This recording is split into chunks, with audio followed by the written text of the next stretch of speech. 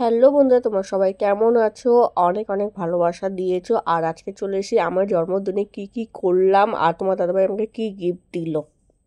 Gift দেওয়ার আগে আমি অনেক ওকে তোমার দাদাভাইকে বকাবকি করেছি, যেহেতু জন্মদিন আগের দিন মানে খুবই বৃষ্টি ছিল। 31 তারিখে মালদায় প্রচুর বৃষ্টি ছিল, আর আমাকে বলল কি আমি একটু জাস্ট আসছি, আর আমাকেও বলেনি কেক আনতে যাচ্ছি বা কিছু।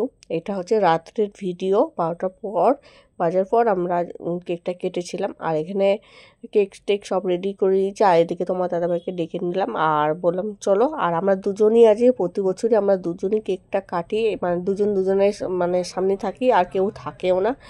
আর তো কেউ আমার জন্মদিনের বিষয় নিয়ে অত মাথামাতি কারো থাকে না।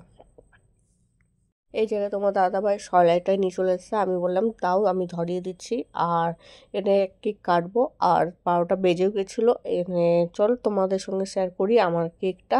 আর কেকটা কেমন হয়েছে অবশ্যই তোমরা আমাকে কমেন্ট করে জানাবে। আর এই জায়গায় আমি একটু ছবি তুলে নিচ্ছি, আর কেকটা কাটার পর তো আর ছবি তোলাও যাবে না। আর তো আমি কেকটা কাটা হয়ে গেছে। আর সবারই প্রথমে কেউই তো নাই, আর তোমার দাদাভাইকেই খাওয়াই, প্রতি বছরই খাওয়াই। তো এই বছরটা খুবই আমার শরীর খারাপ ছিল, সেভাবে প্ল্যানিং ছিল না, ভাবিও নি কেক কাটবো।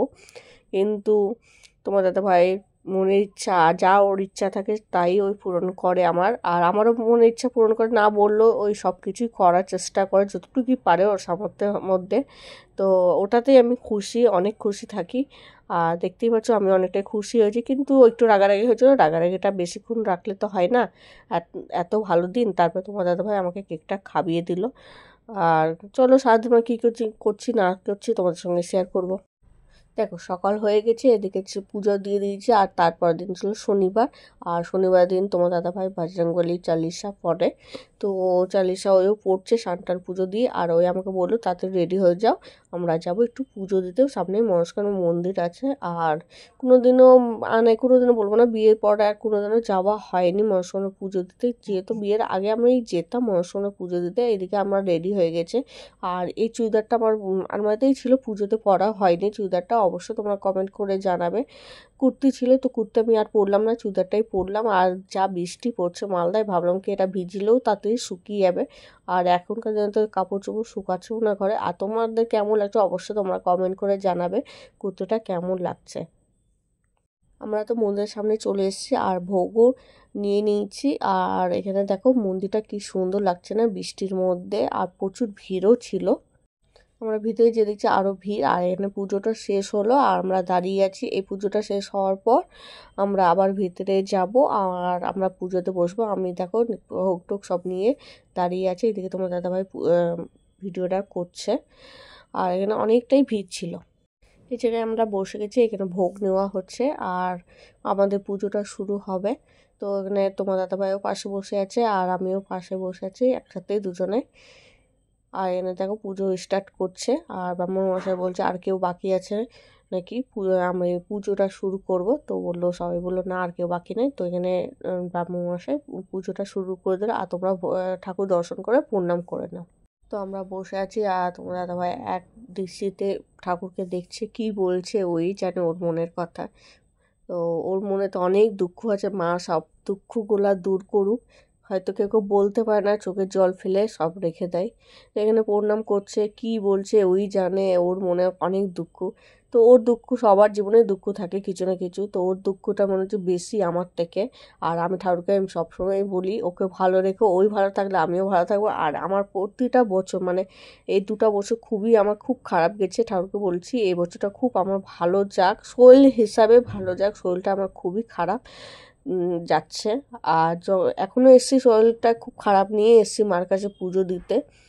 তো মাকে এটাই প্রার্থনা করলাম, আর কিছু চাওয়ার নাই, যা দেবে সময় হলে সব ঠিক হবে, সময়ের ওপরে সব কিছু নির্ভর।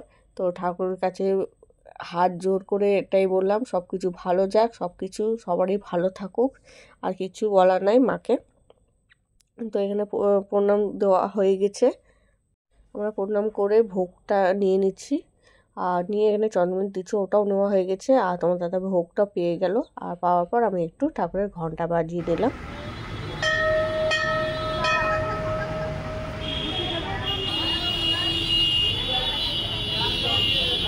তারপর আমরা একটু জল খাবার খেতে চলে এসলাম, অনেকটা দেরি হয়ে গেছিলো, পরোটা খেয়েছিলাম যেহেতু অনেকটা দেরি হয়ে যাবে রান্না করতে। তারপরে আমলা দিয়ে সেদিনকে আর উত্থান একাদশী ছিল, তো আমলা দিয়ে স্নান করতে হয়, তো একটু তোমার দাদাভাইকে কেটে দিয়েছিলাম, ওই স্নান করছে, তারপর আমিও স্নান করছি। তারপরে এসেছিলো আমার দাদা, দুই দাদা, ওটা মানে দাদার বন্ধু, আর যেটা বসে আছে লাল গেঞ্জি ওটা আমার দাদা। আর দেখো তোমার দাদা ভাই হট করে আমাকে সারপ্রাইজ দিল গিফট। তো আমি তো ভাবতেই পারিনি এত সুন্দর গিফটটা দিবে, মানে আমার একটা মনে ইচ্ছা ছিল, তো আমি জানতাম বলতে কি অনেক দিনে একটা ইচ্ছা ছিল মানে এইরকম কালারের জিনিস একটা পরবো বা কিছু, কিন্তু আজকেই দিবে বা কিছু সেই জিনিসটা আমি জানতাম না। ওই কোনো কিছু বলেনি, আমি জানি নর্মাল থাকবো এবছর বা কোনো কিছু ওকে দাবি করব না, জানি ওর পরিস্থিতি হিসাবে আমি সব কিছু জানি। তো ওই জিনিসটা একটু মানে ছিল অন্য কিছু পাওয়া, তো অন্য কিছু পেয়ে গেছি, যাই হোক।